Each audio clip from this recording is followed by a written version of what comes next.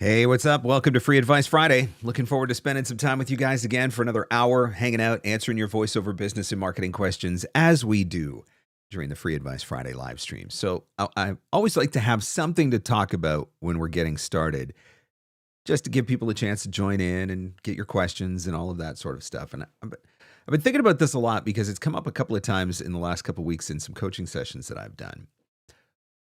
When I was starting my voiceover business, I was single. And I have said many times that obviously played to my advantage. If I look back on that point in my life, my days basically consisted of going to work, responding to fire calls, and sending marketing emails. I really didn't have anything else going on. I wasn't dating. I really didn't have any friends that I hung out with. And so I was able to literally pour every spare waking moment of my life into my voiceover business and attempting to grow my voiceover business. And I'm grateful that I had the opportunity to do it that way, because if I was trying to do it now with a wife and 4 kids, it would be different. It would look a lot different, I'm sure. And that's what I want to talk about specifically, because I think there's this misconception that in order for the action that we do, whatever that action may be, but in order for the action to be worthwhile, that action needs to be massive. If I'm going to send emails, then either I send 100 or I don't send any. If I'm going to audition, either I got to do 20 a day or I don't do any.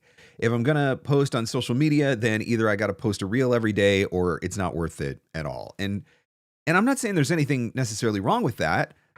If you are me, when I was growing my business, that was possible, right? I was sending sometimes 30 plus emails a day because I literally had nothing else to do. But for most of us now, we are in a position where we have other things to do. And so the problem becomes that when we feel like we can't take this massive action, then it's not even worth it, or we'll just keep putting it off. I'm going to hold off a little bit longer because like next week, I'm not as busy. Next week, I'm going to have a little bit more time in my schedule. So then I'll be able to sit down and I'll be able to do more. But then next week comes and your schedule is filled up. And so then it's, you know what? I'm pretty busy this week, but next week, for sure next week, I'm going to put some time on my calendar. And for sure next week, I'm going to send all those emails. I'm going to overhaul my CRM. I'm going to do whatever it is. The thing that moves the needle is consistent action every single day. The probability of you sitting down and finding the time in your schedule to send out 100 emails is probably slim to none. The reality of you building time into your schedule to sit down and go through every single person in your CRM and all at once and just overhaul your CRM, update every record, make sure every person is current, probably slim to none. The realities of you finding time in your schedule to sit down and batch out 30 days worth of social media posts, again, probably not the way that it's going to work. And so what would be so much better is if you sat down and you sent 5 emails every day. Or if you sat down and you went through 10 people in your CRM every day. Or if you sat down and you made sure that you put up 1 post every day, or left 1 comment every day.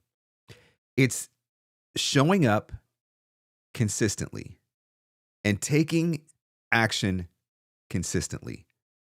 Those are the things that are going to move the needle. It is not waiting for the right time where you can sit down and take big, massive action. And hey, look, I'm a massive action guy. It's a Tony Robbins concept. I've been a big fan of the concept of taking massive action for a really long time, but I think we sometimes mistake that.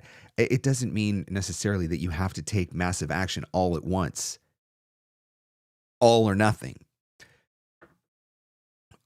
I've been working with a couple of different voice actors now on trying to build out their days that allows them to just show up consistently and put a little bit of time into each of the different things.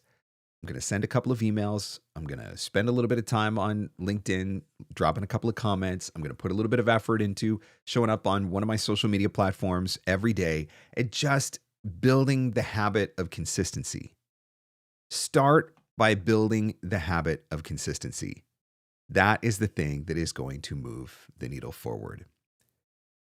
Don't get caught up in all or nothing. Don't keep waiting until the day when you have a little bit more time, because guess what? The day when you have a little bit more time is probably never going to come. Show up consistently. Do something consistently. That's what's going to move the needle in your voiceover business. When I did the 30-day marketing challenge in September, that was the whole point of that challenge. One simple marketing task every day for 30 days. And there are voice actors who showed up and did that challenge and did more marketing in those 30 days doing one simple thing a day than they had done in the previous 8 months leading up to it, because they were always waiting for the opportunity to, when they had more time, to sit down and do more things. One thing every day. Show up and do one thing every day. Start with showing up and doing one thing every day. What do you guys want to talk about on Free Advice Friday? I am here to answer your voiceover business and marketing questions. So if there is something that you would like to talk about specifically, this is your opportunity. Feel free to type it into the comments. When you do put your question into the comments, if you could just start it with a Q, it just makes it a little bit easier for me to read in the comments once things get going. But I'm here to answer your questions. So I want to know what you want to talk about, and I want to answer those questions that have been pressing on your mind. What do you want to talk about? What is going on for Free Advice Friday?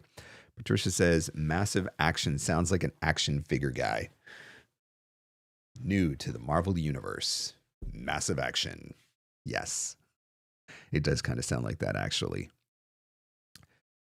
Tab says, if you can be consistent and market when you don't have time, then you can do double when you do have time. And that's it. We all have time to send an email. It doesn't matter how busy you are. And I mean, honestly, if you are so stinking busy in your business that you don't have time to send an email, first of all, congratulations, you're crushing your business. And second of all, if you are that busy that you do not have time to take one simple marketing action every single day, then you need to be hiring someone to do it for you. Because if you're that busy, you should be making enough money that you can afford to have a virtual assistant who's working for you for 5 or 10 hours a week, and then they can help you to do the thing that you need to do. And so I would definitely be thinking about that. But yes, I think we all have time to do one thing every day. Patricia says, how to bring more emotion into my reads. I feel like I'm feeling the feelings, but sometimes it comes out flat. Man, I'll tell you what, I think you just literally just described my biggest struggle in voiceover.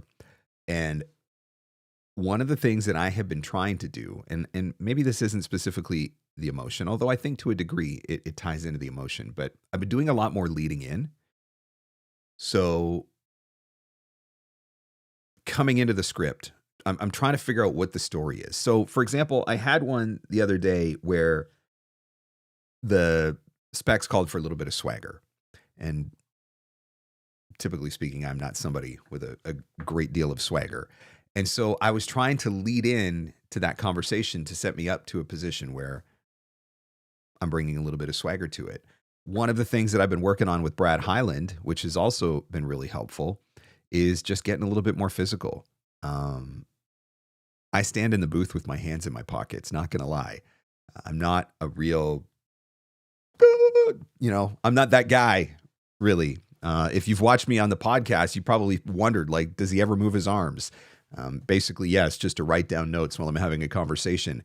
But I think bringing some of that physicality in can help get you into the right space as well to be able to deliver with a little bit of emotion.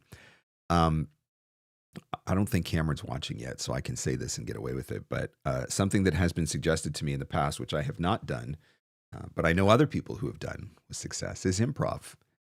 Sometimes we just have to be willing to let ourselves experience that emotion. And I'll tell you, that's one of the things that's really hard for me. I've said before, I'm a firefighter, a retired firefighter. I got 17 years of repressed emotion because, nobody wants you showing up to their house fire crying, right? Like you want the tough guy knocking down your door when your house is on fire. And I spent a lot of years, like legitimately, I spent a lot of years repressing emotion, and I have a hard time with it now, which makes it very difficult. And it was probably the root of several heated conversations that I had with Brad while we were in coaching. But those are a couple of things that I think that you can lean into that might be able to help you work through some of that. Are newsletters worth building? Should I focus on blogs for my website instead? This is a really interesting question because I think it depends a little bit on what your objective is. I think that blogs bring value through SEO. If they are written to a particular audience and done in a particular way, I think there can be massive value in SEO from a blog. When I was writing my blog, going back, whatever it was, 10 years or more ago, and I was showing up and I was writing a blog 5 days a week, I was writing a blog, which, by the way, I do not recommend. But I had no idea at the time because I didn't know anything about SEO, but that's what I was doing. I was building massive SEO. And that's how people started discovering me and asking me about coaching, because of the fact that every time you typed in a particular question for VoiceOver, it seemed like my blog was the one that came up. And I think, Paul Strickwerda was a great example of that. He had one of the most SEO-rich websites in VoiceOver. I think Jay Michael has done an incredible job with that. Debbie Irwin has done an amazing job with that. Jody Krangle is another one who has built a lot of SEO and done that partly through blogging. Kim Handysides has done it through blogging as well. So I think the question maybe isn't necessarily newsletter versus blog as much as it is, what is my objective and how do I want to get there? If you want to build massive SEO value on your website, then blogging consistently is one of the ways that you can do it. Now, if you're just going to show up, post a blog every other month or every couple months or something like that, I'm not saying there's no value in that article, but there's limited SEO value there. If you're going to show up and blog every week and you're going to do it for the next 5 years, then yeah, there's SEO value there. Newsletter, the advantage to a newsletter is you have the email addresses. I have had my Facebook account shut down on more than one occasion. Thankfully, it hasn't happened in a few years, and I'm grateful for that. I've had my YouTube channel shut down. Thankfully, that hasn't happened in a few years, and I'm grateful for that. But when you lose access to a platform like that, if that's your primary source of communication with your audience, that's a problem. For me, fortunately, I had email addresses. And so if my YouTube goes away, or if my Instagram goes away, or if my Facebook goes away, would that impact me? Sure. But would I still be able to communicate with the VOpreneur community? I would, because I have email addresses. And so that is something that you ultimately have. You own those. I mean, you don't technically own them, but you know what I'm saying. Those email addresses aren't going to be taken away from you like a social media platform could be. And so I do think that there's value in building up an email list and having access to those email addresses. I'm very cautious of the word newsletter. Do I think that voice actors should be sending out a weekly newsletter to say, hey, look at me in this thing that I did? No, I don't, because I don't think anybody cares. Maybe a few people do, but by and large, most people don't care. And we get enough email in our inbox already, which is one of the reasons why I do not do a regular newsletter to my VoiceOver clients. I will send group messages to targeted people in my audience when I think I have something that is relevant or when I think I have something that's going to add value to them, but I don't do a traditional newsletter in that sense. And so again, I think it's about your objective and your approach and what you're ultimately trying to accomplish. And from there, you determine the right way to do it. Is it a blog? Is it a newsletter? Is it a combination of both of those things? Something to think about. All right. Lisa says, Mark, I'm an Italian. My arms are always going to the point I hit my microphone. Oh man, that just takes me back to my conversation that I had with Gina Scarpa. If you guys haven't watched the interview that I did with Gina Scarpa, where we talked about voices.com, spicy Italian. I mean, man, I had her almost jumping through the screen. It was so funny. We had a good time.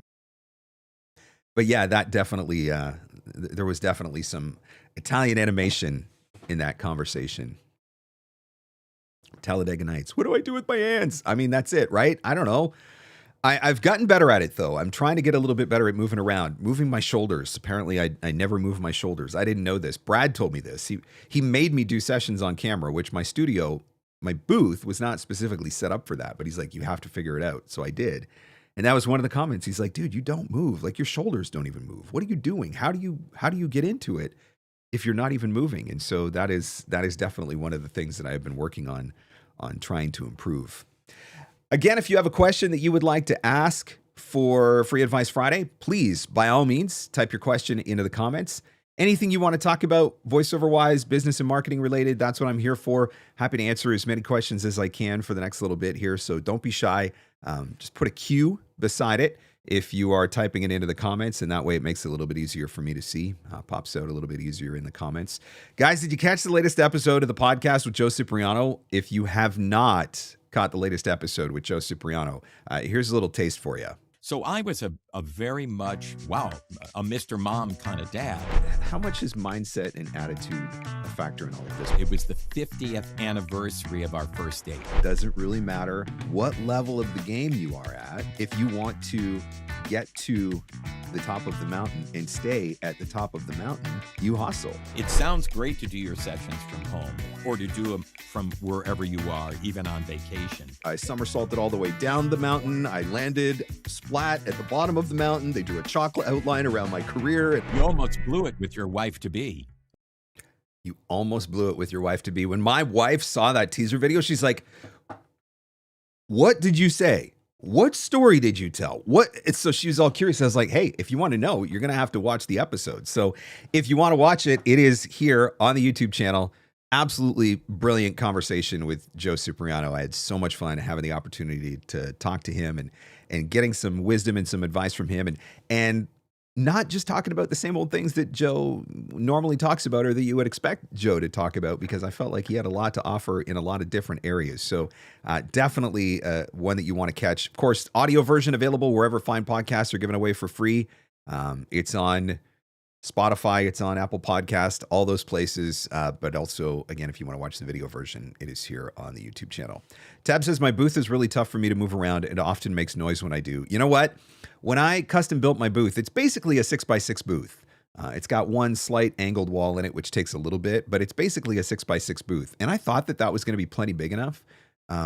Man, if I had to go back and do it all over again, though, I would definitely make it bigger. Especially now that, Brad's been working with me and trying to encourage me to get a little bit more physical and move around a little bit more. I do have a stool that is in my booth that I will use occasionally for long form narration, but I've gotten out of the habit of sitting. I used to sit for everything. When I went into the booth, I used to sit for everything, auditions, voiceover, whatever. And again, want to, trying to get a little bit more into it and trying to be a little bit more loose. I've started standing a lot more in the booth, which has been good for me. So I'm like, maybe I just need to get rid of the stool. Maybe that would give me a little bit more room to move around and have a little bit more freedom in there to move around and get into the physicality of the reads. Hope everyone's doing well. Excellent podcast with the legend Joe Cipriano. Mark, well, thank you very much. I appreciate that. Again, I had so much fun talking to him. Next week, Tim Heller is going to be on the show. Another fantastic conversation. Tim is a really smart guy who's grown a couple of successful businesses, both a voiceover business and a production studio business. And so just talking to him about that, about entrepreneurship, about productivity, time management. Tim struggles with ADHD and some of the tips and tricks that he's picked up over the years to be able to help him with working through that. We talk musical theater. We talk about sabotaging Samantha Damiano's career. I don't know if Sam's on this live stream or not, but I haven't seen her comment. But yeah, oh man, so much good stuff. So that episode with Tim is coming out next week. Looking forward to that. Let's see what else is coming up on the podcast. Ryder is going to be on the show. I can't wait to talk to him. He's somebody who I am very much in alignment with when it comes to mindset and how much what is going on up here matters just as much as, what goes on in the booth back there. And so I'm looking forward to having that conversation with Ryder. So that'll be an episode that's coming up here pretty soon. What else? Gonna have a social media episode, gonna have a website episode. Got some good stuff coming up on the podcast. All right, in Nimble, when using sequences where the contacts are in different time zones, is there an easier workaround aside from cloning the sequence and changing the time zone within?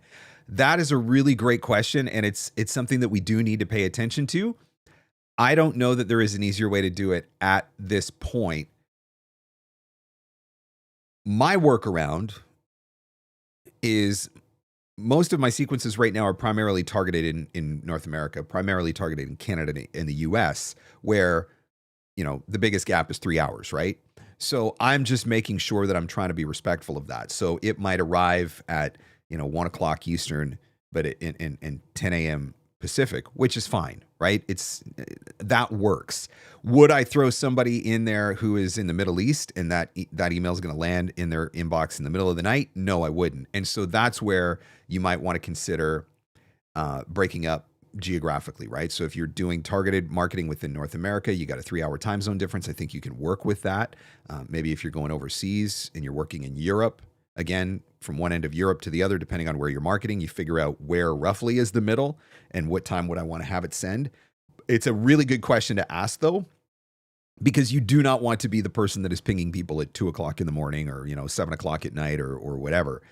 So I do think that is it's a smart question to ask, and that's the only workaround at this point. That's the only workaround that I am aware of.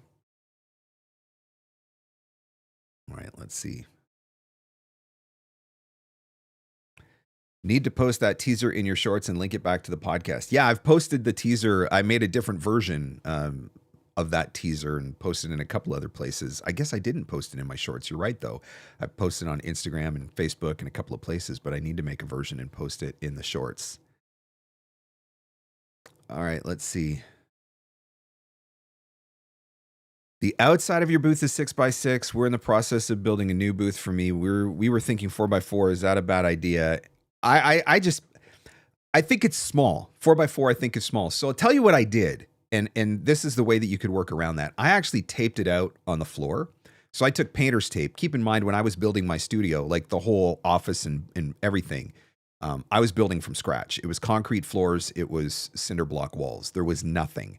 And so I actually laid out my whole entire studio. I had kind of a rough idea in my head, like a drawing and, kind of a rough idea what I wanted it to look like. But then I actually went and put painter's tape on the floor. This is where I would tape out for my desk. This is where I would tape out for my booth. This is where I tape out for my, whatever, my shelf or that sort of stuff. So that I was able to kind of get a better sense of it. And then I was able to stand inside of the tape for what would be the booth and kind of be like, move around a little bit and think, oh yeah, I think this will work or whatever. So that's something that you might want to consider trying before you do it is, tape something out on the floor or, if you've got a large cardboard box or tape together some of your Amazon boxes or whatever and kind of make a rough blueprint on the floor of what that space is going to look like and get in there. I think you'll find 4x4 feels pretty small to me, but I mean, it depends on the person and what you're trying to do.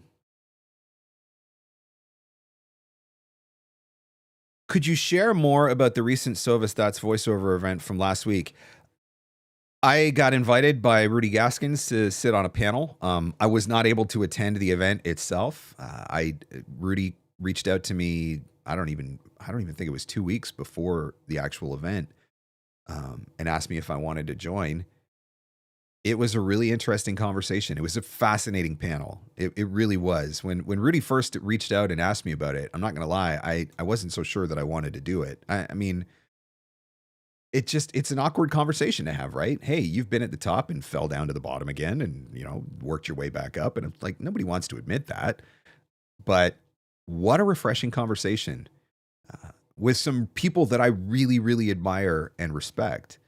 And so I think it was an important panel to have, and I'm glad that Rudy put it together. I'm glad that I was able to contribute to it. Hopefully I was able to offer a little bit of encouragement and inspiration for some of the people that were there. But yeah, it's a topic that I'm thinking I probably will need to explore a little bit more now. There may be a future podcast episode. I've actually thought about reaching out to Dave Fenoy,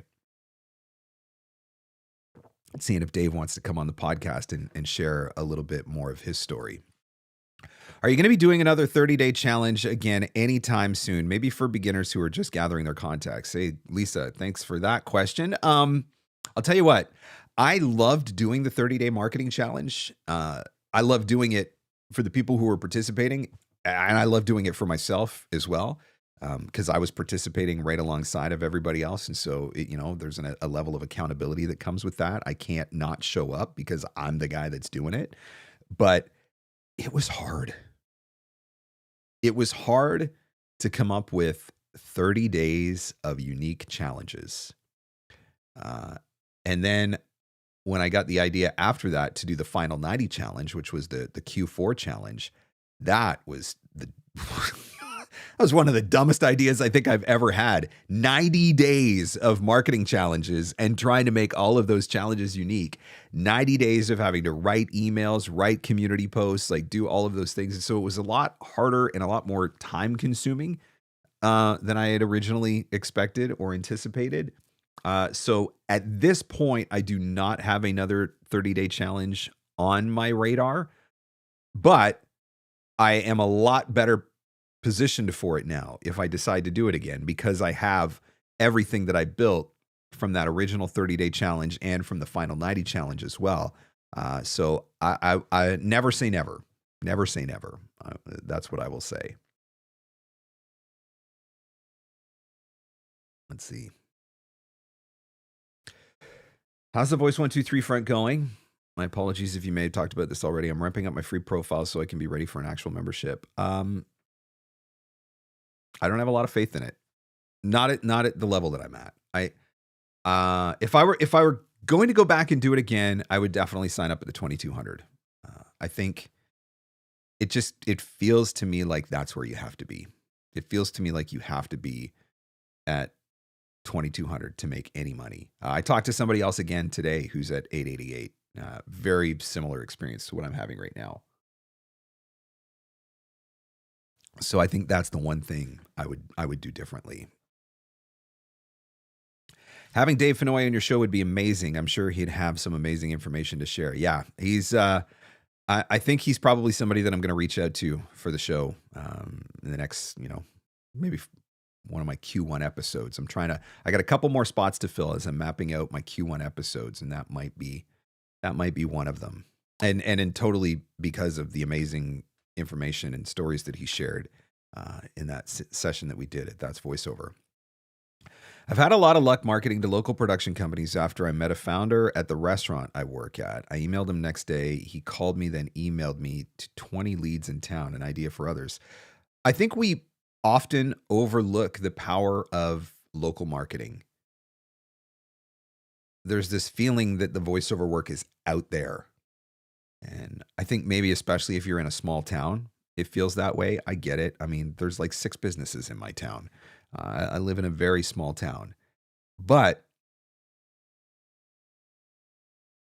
if it's true that marketing is about relationships, and I believe that that is true, and if it's true that we do business with people that we know, like, and trust, and I also believe that that is true, you get to build a different kind of relationship with people that you actually get to be in the room with, right? Obviously, I have incredible clients that I've worked with over the years who we've worked together via email, or we've worked together via LinkedIn messages, or we work together via Zoom calls or whatever. But there's something to be said for the dynamic of the relationship when you can actually sit down and be in the room with someone, when you can actually go out for lunch or go out for coffee, or have that face-to-face conversation or whatever. And so that's where I think local marketing is so incredibly valuable. But I also think that local marketing is often overlooked because we're out there looking for all the big sexy work in all the big sexy cities. And so totally doesn't surprise me that you're having a good experience with the local marketing tab. And I think it is absolutely something that everybody should be looking into. Again, if you have a question that you would like to ask for Free Advice Friday, that is what I am here for. Happy to answer as many questions as I can. If you do have a question that you would like to ask, feel free to pop it into the chat. Put a Q beside it when you type it. Makes it a little bit easier for me to find it on the screen. If you are enjoying the live stream, if I've answered your question, if you feel like you've got a nugget from the live stream so far, or if you just want to be nice, feel free to hit that like button. I would certainly appreciate that. And don't forget to subscribe to the channel as well. That way you'll always get notified when I am going live for Free Advice Friday. I'm developing an email sequence to send to my political leads. I have an initial outreach and 7-day follow-up, but I'm unsure of what to include in quarterly follow-ups. Things change so fast. Every email should add value in some way. On the political side, I think the question that I would be asking myself is, what matters most to these people? What are the pain points that they are experiencing when it comes to voiceover? What are the priorities that matter to them when it comes to voiceover? And when you can figure out what some of those things are, and sometimes you can figure that out by having conversations with them. Sometimes you can figure it out simply because of the questions that they ask you. If you've worked in the political space before, maybe some of the people that you're working with have reached out and asked you questions to learn a little bit more about your style, your approach, your services, et cetera, et cetera, et cetera. Each one of those things can become a potential email. I think any follow-up email that you're going to put into a sequence, I think it should address one point and have one call to action. So I don't think that you should put 5 or 6 things in an email. I think if you have 5 or 6 ideas, then that's 5 or 6 emails. Each one of those ideas, its own individual email. I know that probably doesn't specifically answer your question as far as you should write political sequences about X, but hopefully it points you in the direction, because then that becomes applicable across the board. What matters to the commercial people? What matters to the e-learning people? What matters to the telephony people? And when you can figure those things out and you're able to show them, here's what I have to offer, here's how I can add value, here's the specific problem that I solve, whatever, and you can include that stuff in your email sequences, I think that's how you write better sequences. Your show with Cipriano was OMG. Man, I'll tell you, like, I literally wanted to have, from the moment I started doing interviews, which was, I don't know, it was probably around the 100th episode when I started doing interviews. I've wanted to interview Joe, like, legitimately. And I've known Joe, I think we probably met for the first time in 2013. I think that's when it was. And I mean, he felt like my best friend right from that first meeting, because that's just the kind of guy that Joe is. And I've had the good fortune of spending some time with him and, always having conversations at conferences and stuff like that. And I was so intimidated by the idea of having him on the podcast, which is stupid. I mean, you saw his reaction when I told him that, but I legitimately was like, I don't know how to have this guy on, and I don't know what to ask him to make for a good conversation or a great interview. But one of the things that I have learned in the last year in particular as an interviewer, because that was not a skill that I possessed, that is a skill that I continue to learn. But one of the things that I have learned is, if you get interesting people and you give them the freedom to talk about whatever it is that they talk about, I don't really have to do a lot. I mean, I said that with Tina Marasco. My interview with Tina Marasco was basically me saying, okay, Tina, how do we book commercial? And then it was 60 minutes of her just delivering an absolute masterclass. I didn't need to say anything. I don't need to prompt her. I don't need to guide her. She's an expert at what she does, and I just need to give her the space to talk. And I just have to sit there and shut up and let her do it. And I kind of felt like that with Joe too a little bit. But he did say before we booked the interview, he said, "Look, yes, of course, I want to do this." But he said, "Can we do something a little bit different? And can we talk about things outside of voiceover?" And, he had given me a list of things that he wanted to talk about. I had already had some of that worked in. I wasn't able to get to half the stuff that he gave me, which is why, I think we could probably totally do another conversation again one day. But it was a really fun conversation. Yes. If you haven't had a chance to listen to that episode yet, it's worth a listen. Absolutely worth a listen.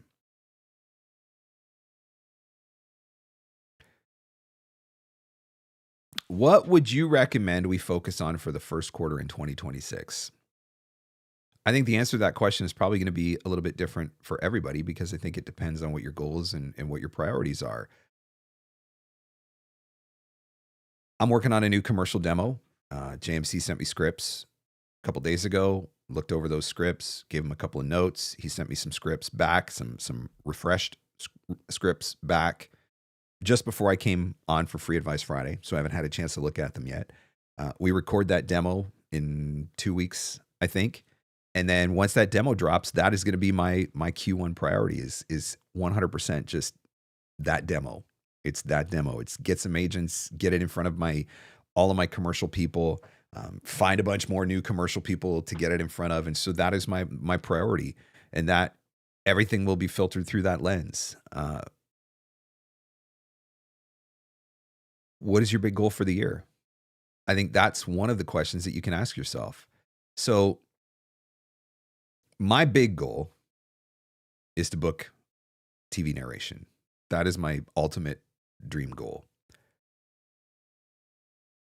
Part of what I've done is now reverse engineered that goal. What does it look like to book TV narration? Well, in order to be able to book TV narration, I'm probably going to have to get with some agents that I'm not currently with, because one of my agents right now is starting finally to see a little bit of TV narration stuff, which is amazing. But I need to get more opportunities, obviously, right? You need more at bats.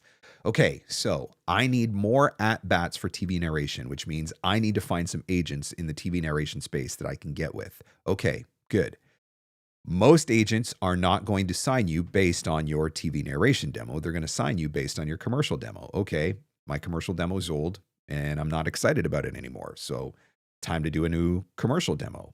Okay, I want to get a commercial demo that is going to get me the opportunity to get in the room and get on the radar of some of the top agents that are going to hopefully bring me some TV narration stuff as well. Okay, I want to get on the radar of those agents with my commercial demo.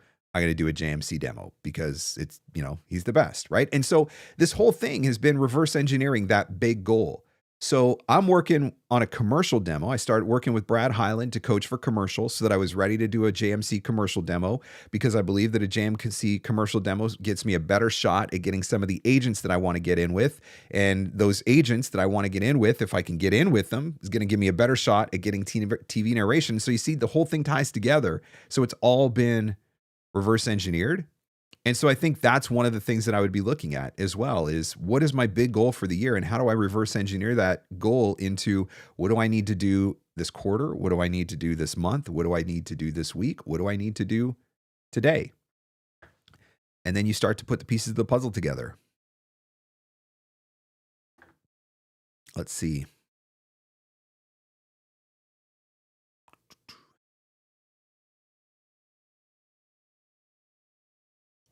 What about CBC Docs? I have reached out and made some connections at CBC. Hasn't got me anywhere yet, but hey, it's all about trying to build relationships. Let's see.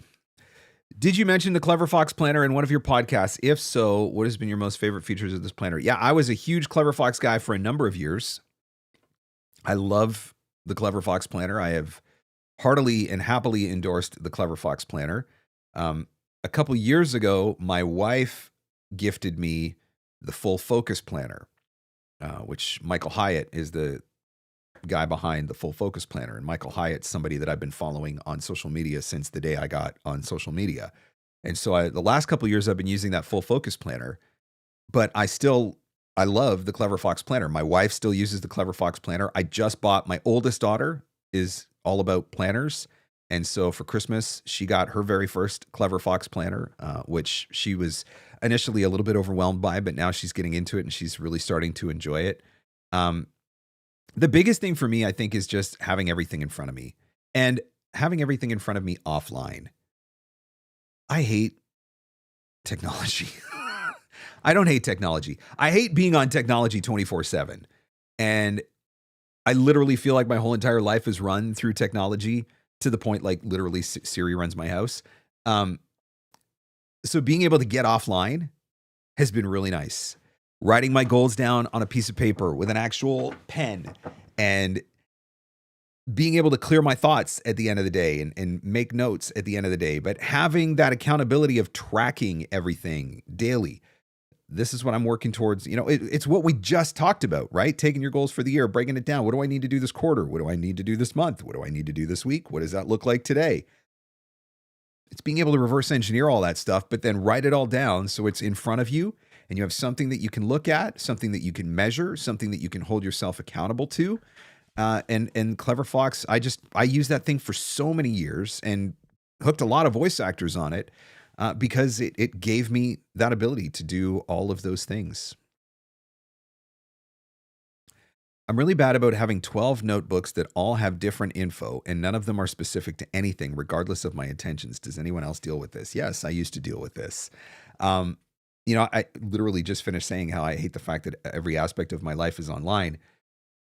That was one of the things that I had to do though, because I did have multiple notebooks and I had stuff written down all over. And I literally, I would lose a notebook for months and then open it up one day and be like, oh yeah, I forgot about all those things there that I had just written down or whatever. And so I did actually, for a number of years, I was using Evernote to kind of keep all of my notes and everything kind of well thought out. And I had notebooks inside of Evernote. So there was a social media ideas notebook. There was a podcast notebook. There was a coaching notebook. There was a voiceover notebook. Like, so I had different ones inside of Evernote. Then a couple years ago when Evernote jacked all their prices big time, I was like, forget that. So I switched over to Apple because I've been using Apple. I'm an Apple guy, right? So I use Apple Notes for it. Same thing though, still a bunch of different individual notebooks. So at least now everything is synced and I feel like I keep a little bit better track of everything, but I understand that struggle. I do understand that struggle.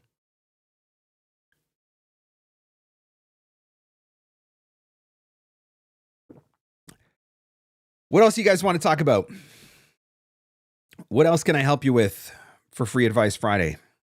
If you've got a question that you would like to ask, please type it in the comments. I'm here to answer whatever you want to talk about. Anything business and marketing related for VoiceOver, that is what we are doing here on Free Advice Friday. So thank you for coming and thank you for all of your questions.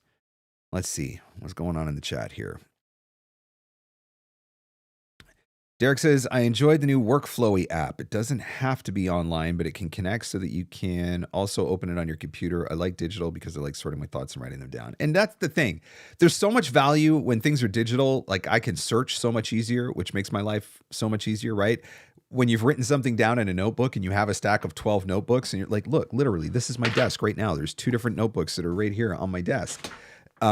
When you write it down in a notebook, it's like, crap, which notebook did I write that in? I don't even remember. And so there is something to be said for having it in a digital format where you can search it. But at the same time, I don't even think it's about the digital side of it as much as it is about the distraction side of it. And if I'm going to be spending some time writing notes or making notes or putting thoughts into a digital format, I need to do it in a way where I'm not getting distracted. You start writing notes and then you get a social media notification. And then the next thing you know, you just spent half an hour on Instagram. And then you come back and you start writing notes again. And then your email pings and you go and you spend 20 minutes in your inbox. And right. And that's what I don't like about it.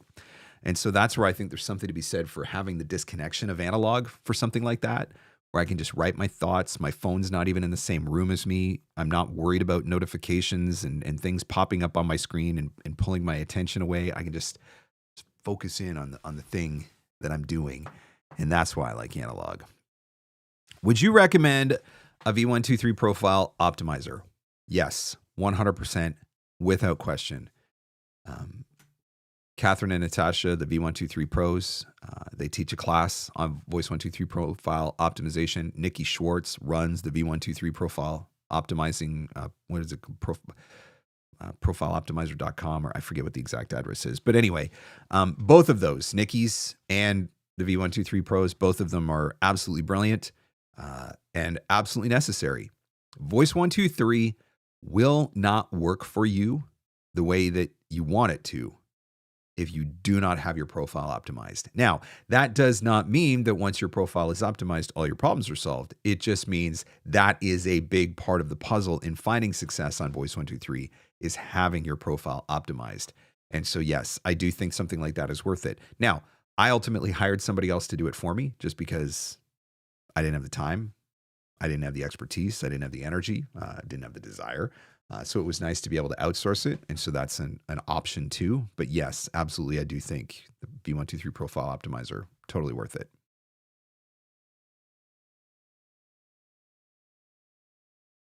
Let's see.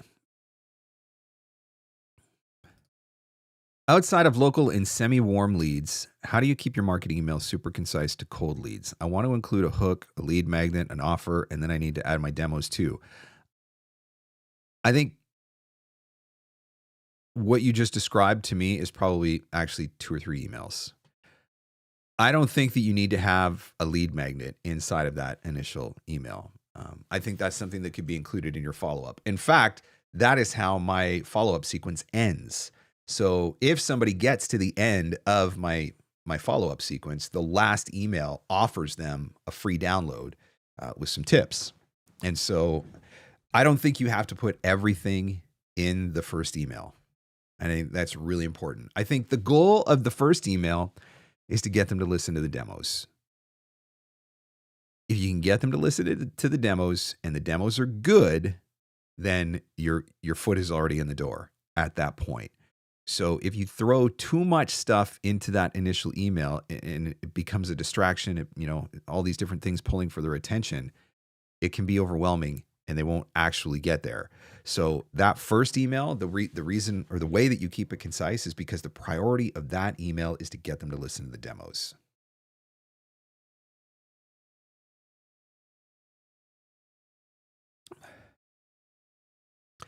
Any ideas for bringing up my VO services when I meet people that are marketing their new indie games? If it doesn't organically come up, I can feel pushy when they're the ones showing off. I understand why we feel like that. Nobody likes to be sold to. Nobody wants to come across as a used car salesman. And I totally get that side of things. I think the difference is you have something that they could actually benefit from.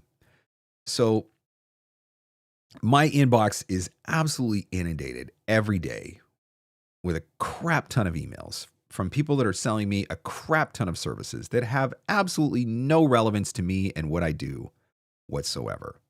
My favorite was I just got, this was on LinkedIn. Guy reached out to me and sends me a really nice message, hey, Mark, I love what you do so much. And thank you for all the efforts that you're putting out there. And I think you're creating some really amazing content.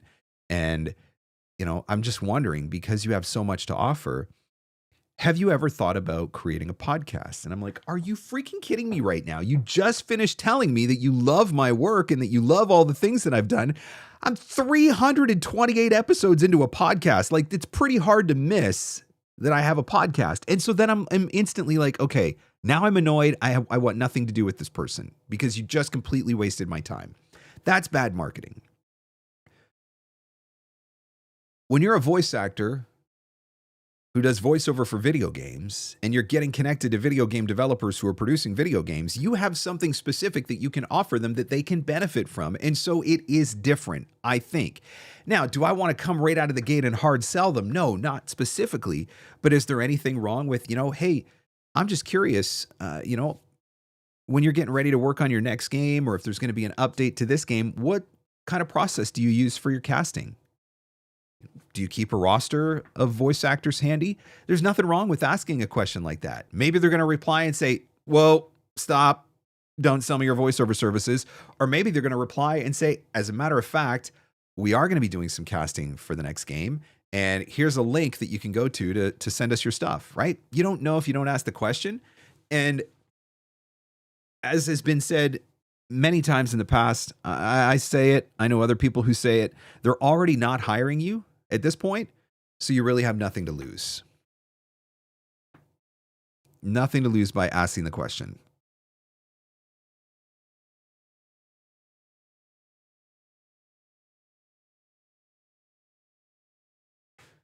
What's your process for onboarding a new client that maybe hasn't worked directly with talent before? I just make myself available to answer their questions. Really, it sounds so simplistic. I'd love to tell you that it's something more complicated than that. Sometimes they want to jump on Zoom. Great. Let's jump on a Zoom. Walk through it. Sometimes they want to do it over the telephone. Great. Let's get on the telephone. I'll answer your questions. Sometimes they just send me some questions back and forth via email. Great. We answer some questions back and forth via email. That's the biggest thing is I just want to make sure that I'm here to answer their questions and not to be a dink about it. It's really easy to get short with people because you're like, how do you not know this? This is so basic. Well, okay, it's basic to you because this is what you do for a living. But if this person's hiring a voice actor for the first time in their life, it's not basic to them. And so always being respectful of that as well, I think is really important. Just, there's no dumb questions. And so I'm happy to sit and answer as many of them as I can in whatever way is comfortable and appropriate for them.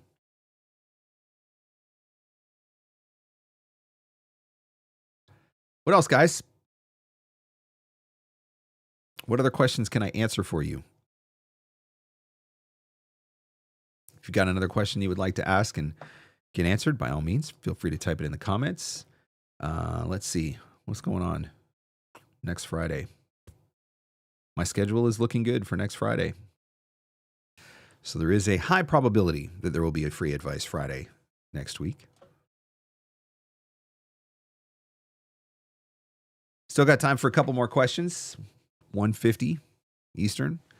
Stick around for about 10 more minutes if there's something that you want to talk about, a question that you would like to ask and get answered. By the way, if you asked a question and I happen to miss your question, I apologize. I am not trying to intentionally skip over questions. But if I did happen to miss your question in the midst of everything that was going on, by all means, feel free to type it again. I'm happy to get to it. Again, if you are enjoying the live stream, I'd really appreciate it if you would hit that like button. I don't know if it actually helps me with YouTube. People say that it does. I've tried just about everything humanly possible to get more views on my videos, and I haven't figured it out yet. But hey, if the like works, then hit the like button. All right, what's next?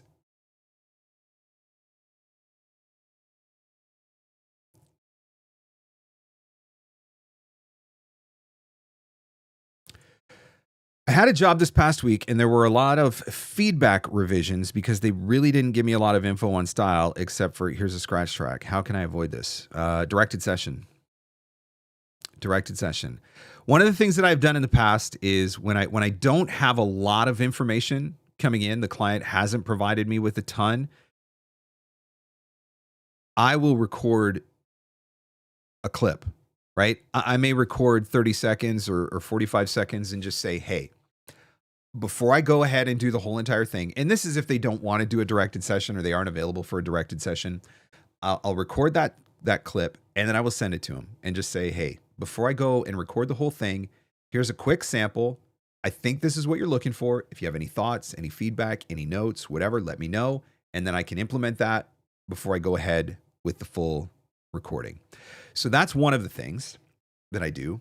And the other thing is that I let them know that there will be, I let them know my revisions policy up front. And I'll tell you, one of the number one things that I did to reduce the number of revisions that I had to go back and do was when I started charging for revisions. When people assume that they're just going to get them for free, they'll just keep asking. But if they know, if your policy is, 1 round or 2 rounds or whatever, and let them know the cost up front too, right? My revisions and retake policy is, and outline what your revisions and retake policy is and what your fee is for revisions and retakes, you would be amazed at how much that reduces the number of revisions and retakes that are required because nobody wants to spend the extra money at that point. And so maybe that means that they'll give you a little bit better direction. Maybe that means that they'd be willing to jump on a directed session. Maybe that means that you ask them on a Zoom call so that you can walk through it with them. But yeah, there's a few different things that you can do to try to help to reduce that. With conference season coming back around, do you feel like bringing swag on top of business cards is good or overkill? Who's it for? That's the question, right? You're going to go to VO Atlanta. There's 1,000 voice actors there. Do you need to have swag for 1,000 voice actors? I don't know if you do or not. Do you want to have a dozen cool pieces of swag to hand out specifically to a couple of the agents that you meet because you're in their sessions or, you're doing their X sessions or something like that, and you want to just give them something as a token? That's a different question. So I think part of it just depends on what your objectives are.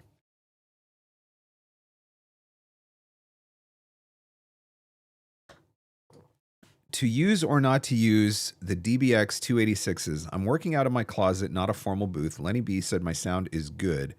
I'm just wanting to know if the DBX helps or hurts with the TLM 103 or the Sennheiser 416.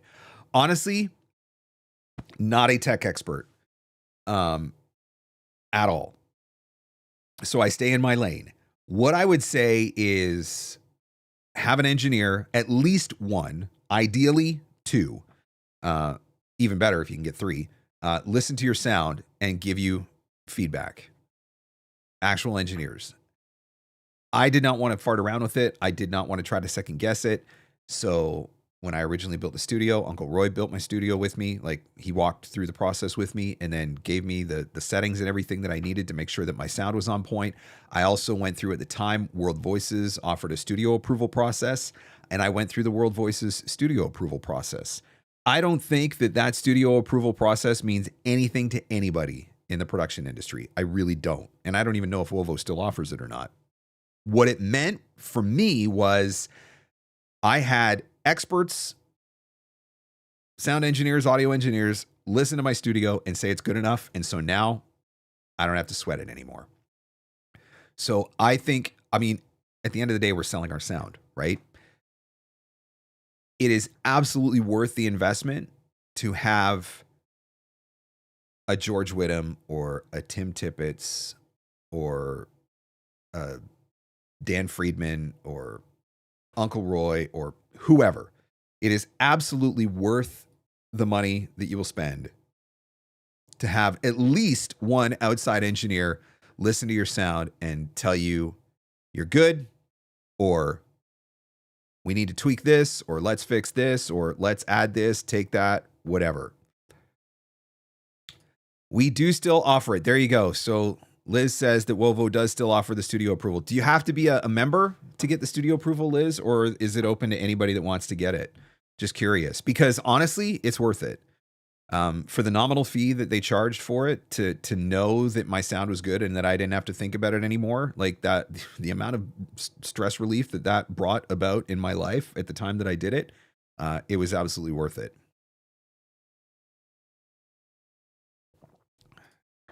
Grabs tape to lay out space on the floor. There you go. Get that painter's tape. Get it spread out all over the floor. Map it out. It sounds goofy, but we did this with our kitchen too. When we were getting ready to do our kitchen renovation, once the demo work was all done and we had walls again, we laid out, because we had plywood floors at that point. Like, I hadn't done the floors, and I hung drywall, but the drywall wasn't finished. And we mapped out, where's the island going to go? What's it going to be like for traffic? We mapped out different sizes. What if the island's this big? What if it's that big? And we mapped it out. We walked, we were walking through it, carrying boxes through it to see, like, if we come in with bags from the grocery store, can we get past the island between the oven and all that sort of stuff? And so it sounds kind of goofy, but let me tell you, it works. It absolutely works to map it out. But whatever space you think you need, you're probably going to want to have a little bit more space. And I would take that a step further, saying that it might also depend on the type of work that you do. So if you're doing something like gaming or animation, for example, you're probably going to want even more space, because, I mean, if you're standing in your booth and you're doing a commercial audition and you're just kind of going like this and you got your hands going and your elbows going or whatever, you need this much room to be able to. But if you're doing animation and you're like, oh, and you're like throwing your arms out like this or whatever, and all of a sudden that's an extra 2 feet in span, right? And so that's something else to think about, I think, is the type of work that you are doing and the type of work that you ultimately want to do. And so part of it is future-proofing, future-proofing your booth. A little bit of extra wiring just in case, back up this just in case, redundant that just in case, and maybe you put in a few extra square feet just in case, depending on the work that you're wanting to be able to do. But yeah, definitely something that you want to take into consideration when you are building a booth. You're going to spend a lot of time there, right? That's one of the things I said to my wife when we built my studio. I'm like, this is where I'm literally going to spend all day, every day. Like, I want it to be nice. I want it to be comfortable. I've got a nice chair in my studio. I've got my bookshelf. I've got the TV. I've got, high-speed internet, Wi-Fi in the booth, so that I'm not trying to connect to the one that's upstairs. Like, I put an access point in here hardwired, and like, I did the things that I felt like I needed to do in order to make a space where I would want to hang out every day and want to work every day and want to be comfortable in it every day. And so, something to think about. Not necessarily VO related, but if you've ever pre-drywalled, I also recommend putting in conduit for future projects. It makes wiring so much easier. 100% that. I made the mistake of running a bunch of wiring and not doing conduit. And boy, do I ever regret that now. I regret that big time. When I wired up my rec room, which is on the other side of the wall over there, and put in the surround sound and all that sort of stuff, I put conduit in because I was like, oh, that was such a stupid mistake that I made in my booth. But yeah, there's a wall right here, and everything goes up this wall, across the ceiling, and then into my booth, which is right there. It's not a very far span, but oh my gosh, so stupid to have not put conduit in. So yes, that is absolutely a pro tip. Because if you ever need to change anything, any kind of wiring, change out an XLR cable or a Cat 6 cable or whatever, yeah, I'm going to have to rip my walls open in order to be able to do that now because I'm an idiot. So yes, Derek, thank you for that pro tip. Absolutely. All right, guys, thank you for coming on Free Advice Friday. I apologize if I didn't get to your question. I tried to get to as many as I can. Hopefully, I will be able to be back and do Free Advice Friday again next week. So, if we didn't get there today, make sure you show up next Friday. I'll certainly try to get to even more questions during the live stream. Don't forget to check out the episode with Joe Cipriano. Again, right here on the YouTube channel, wherever you enjoy podcasts, Apple Podcasts, Podbean, Spotify, all those different places. Make sure you subscribe to the Everyday Viewpreneur podcast as well. That way you'll get new episodes every week when they come out. All right, guys, whatever you decide to do this weekend, as always, have fun, stay safe, and go find some leads.